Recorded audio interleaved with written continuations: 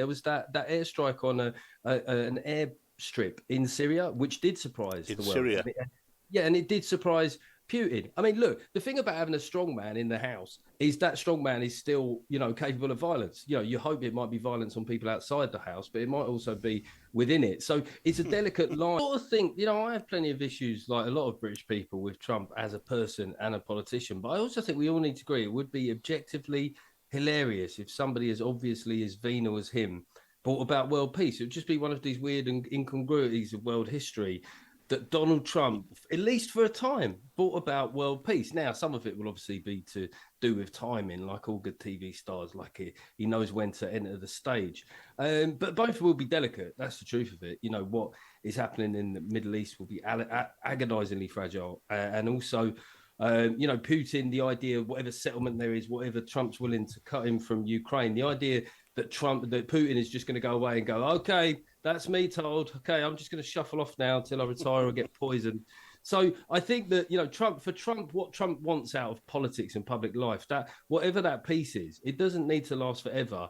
It just needs to last for as long as he's in office, and then he can just boast for his entire retirement. And look, I hope he can boast, because it would mean something good happen for the planet. Well, yeah, we should be happy, I suppose. And when you look back at Donald Trump's tenure between 2016 and 2020, the Abraham Accords were probably the most serious step towards peace in the Middle East that we've seen for many a decade. And I suspect that if Barack Obama had introduced them, he'd have been bunged 3 or 4 Nobel Peace Prizes to go with the one he got for something which I'm not quite sure what he did. Katie, are you with me on this? Do you see a certain optimism around the Trump administration?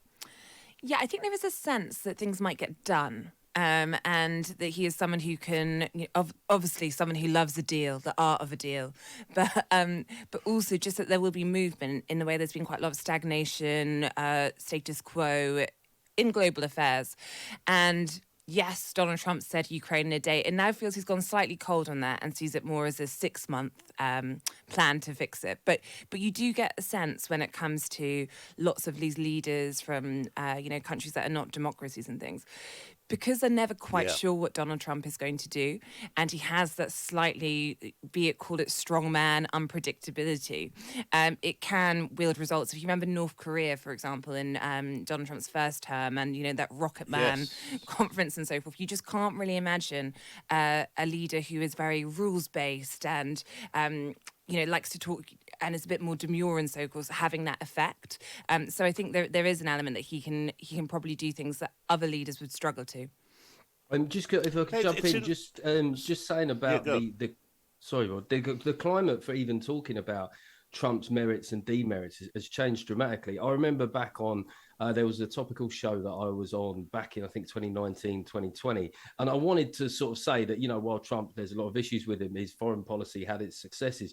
And you can imagine how that went down in your average sort of writer's room. The idea that I wanted to even acknowledge that not everything he did had been terrible. But the point was, and I can't remember, Kate, you might correct me, or you might know, Rod, whether it was 2018 or 2019, there was that airstrike on an airstrip in Syria, which did surprise the world. Syria. And it did surprise Putin. I mean, look, the thing about having a strongman in the house is that strongman is still, capable of violence. You hope it might be violence on people outside the house, but it might also be within it. So it's a delicate line that the West is walking. You could be, but that's why everyone wants to be his friend. I mean, it's just an incredibly effective position that he certainly opening positions. He's brilliant at taking a great opening position on things. How those he's a businessman.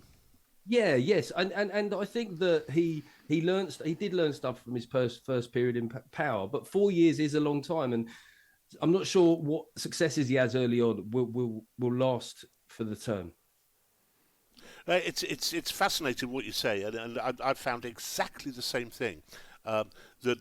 The things which one can say about Donald Trump now would have been unthinkable, 4 or 5 years ago.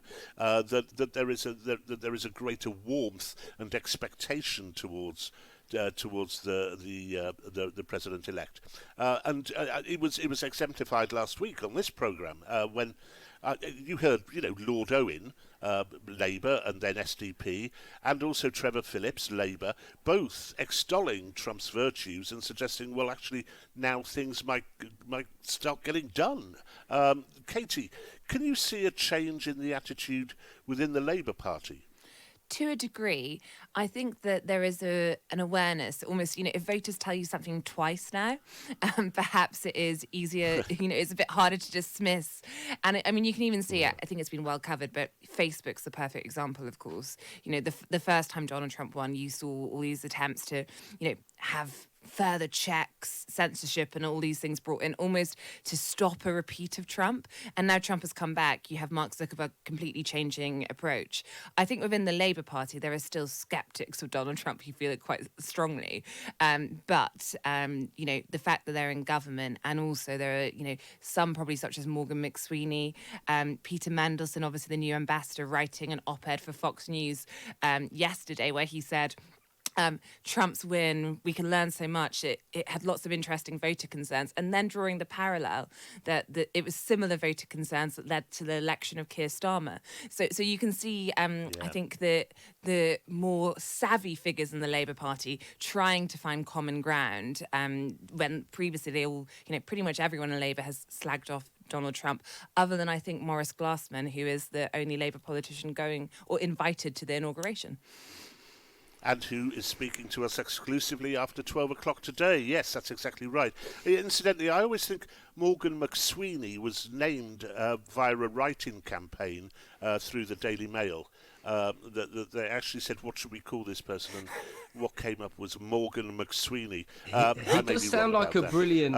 He does sound like a brilliant lead character in an ITV1 detective show. He's got it all: the hard drinking, divorcee, that's the backup in the Highlands.